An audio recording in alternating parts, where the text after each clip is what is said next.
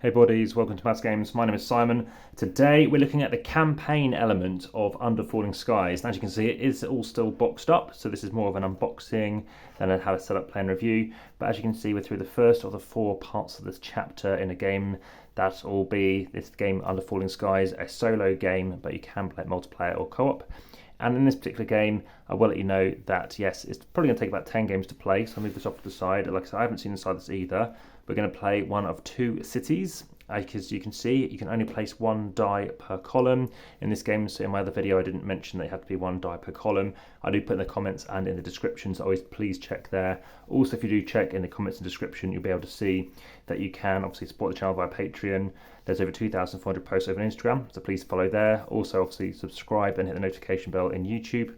And in Facebook, you can join along there because there's occasionally competitions in all sorts of places. So via Linktree, please check on there, as competitions are time sensitive. So yeah, one of these cities is going to be destroyed. So we can choose between, oh my goodness, Mexico City and Rio de Janeiro. And we've got some rather cool characters we can play as. Now the fact is on the box, if they identify as man, I feel like playing Jackson Moss. But which city do I pick? Well, we've got this obviously very grand city of Rio de Janeiro, which I've been to.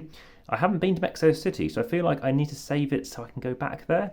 So that's probably what I'm thinking of. But let's look at these options here. Well, first, it's easy to get through Mexico City because it's a 3, not a 4. At the beginning of the rooms phase, you may return the highest ship to the mothership. If there's a tie, you choose. Okay, so the highest up. Fair enough. Or in this case, whenever you choose a place a die to move the excavator 4 places or less or fewer, move the excavator immediately. This costs no energy. Okay, so leave the die under the excavator until the rooms phase. Okay, so whenever you choose to place a die to move the excavator 4 places, move the excavator immediately. This costs no energy. Okay, interesting. So I'll think about that. I don't think I'm going to make a decision right now. When you choose a place to move the excavator. Right, okay, I'll think about that later. So in the meantime, we have 1 down, 1,297.5 to go. So very cool cartoon strip going on here. Beneath the flaming sky, ground troops fight a different battle for the city's people. Okay, and in the back, obviously, we see the information. So it looks like I can pick between. Oh, there's more cities. Okay, so more choices to think about here. So Havana. Well, I've been to Havana as well. I haven't been to Montreal. So whenever you remove a worker die with no effect, you can install an exhaustive robot with the same value on its space. Whenever you use a robot die, remove it. So whenever you move a robot, okay, interesting. That isn't a bad idea. Okay, so you're moving robots around.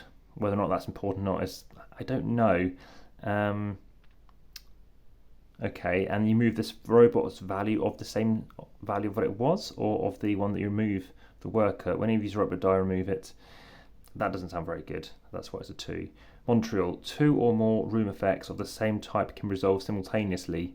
Sum their values, then perform the effect once for that value. Okay, now that is strong. That is something that's very, very helpful, especially for obviously going up this track, the research track, in addition to maybe fighting the baddies as well, those fighter jets. So help is on the way. Now seems primitive and defenseless. Okay, technological marvels. So that is my idea. I definitely think Montreal I want to be saving, and it's a place I haven't been to. Now, in terms of difficulty, you can see I have played this. I've played through on all the different modes. I've played through the different cities, and you get black stars, so you get more points if you obviously have black stars, so 4 is the most.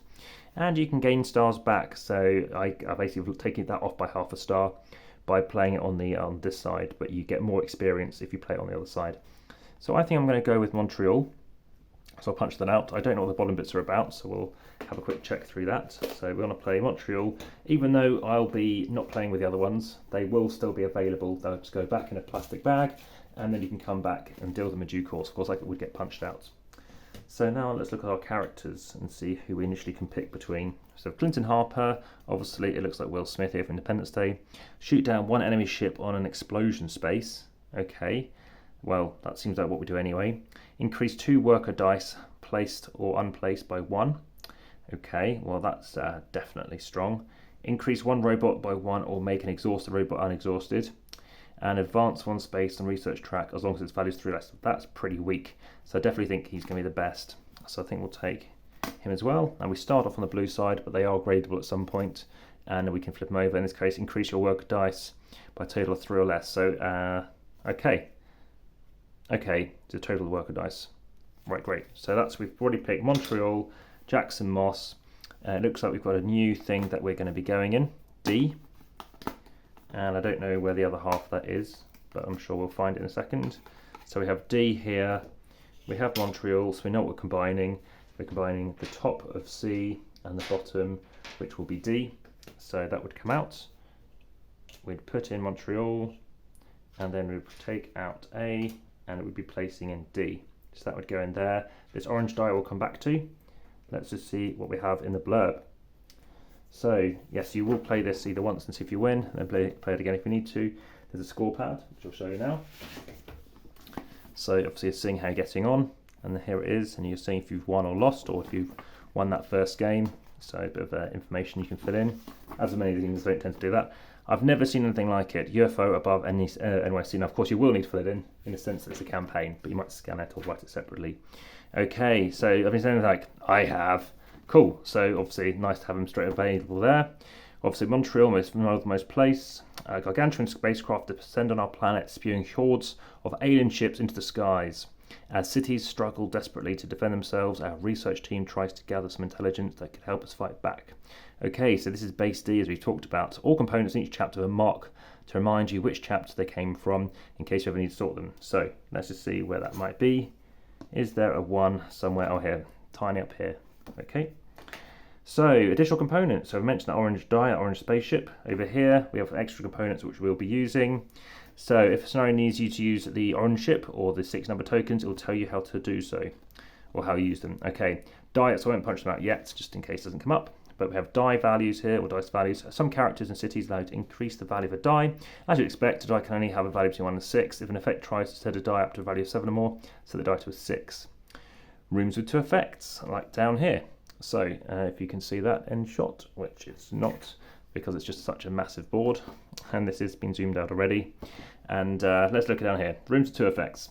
So some rooms offer 2 effects for the price of 1. When you pay the energy cost, you may perform both effects. Calculate the room's value as usual, add both dice and the modifier, just the value for each effect. Effects can be resolved in either order. Okay, so suppose you place a 3 and a 6 in the room. Obviously that makes 9, minus 2 is 7. So for 4 energy, you can perform both effects in either order with 7. This allows you to shoot down ships or explosion space if there's 7 or less, or 7 or fewer. When you install the robot, you will set it to a 6 because a 7 is impossible. So Montreal, we'll just read about this one. Montreal allows you to sum multiple rooms together. So we discussed that, and yeah, very much forward to giving this a go. So have you played this campaign? What's your thoughts? Looking forward to giving it a go and seeing how we proceed. Can we get to chapter 2 with a win? Well, thanks for watching. Back to the table.